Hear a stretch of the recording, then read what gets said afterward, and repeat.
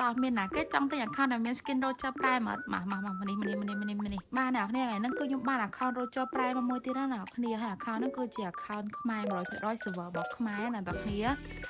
ខ្ញុំបញ្ជាក់ព្រោះថា account ខ្លះគឺ server របស់ហ្វីលីពីននេះទៅពេលយើងដាក់ពេជ្រទៅគឺថ្លៃជាង account server ខ្មែរហ្នឹងណាអ្នកគ្នាអញ្ចឹងយើងទៅមើល skin សរុបទាំងអស់គ្នាគឺមានចំនួន764 skin ចា skin Prime គឺមានរហូតដល់14ឥឡូវកុំឲ្យខាត់ពេលយើងទៅមើលថា skin សរុបហ្នឹងគឺវាមាន skin អីខ្លះអ្នកគ្នាសម្រាប់ skin Legend គឺមានរហូតដល់9 skin ហើយក្នុងដែរ skin Alpha Legend ដែលទៅបញ្ចេញហ្នឹងគឺថាពណ៌មាសឆ្អិនឆ្អៅហ្មងណាតើគ្នាមែនណាពណ៌ silver កាក់ហ្នឹងឯងណាគឺថាពណ៌មាសតែម្ដងចាហើយសម្រាប់ skin event ផ្សេងហ្នឹងគឺមានរហូតដល់52ហើយ skin ហ្នឹងគឺមាន Roger Prime Lancelot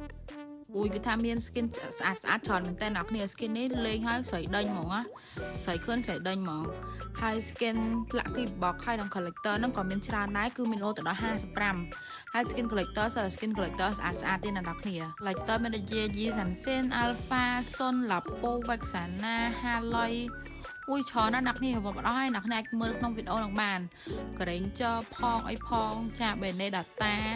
លេងហើយយូរ2ទៀតចាញាក់សាច់ហ្មងមើល skin ឆ្អែតហើយយើងទៅមើល Win Red Hero វិញអញ្ចឹងនៅក្នុង account នឹងដែរ all match គឺ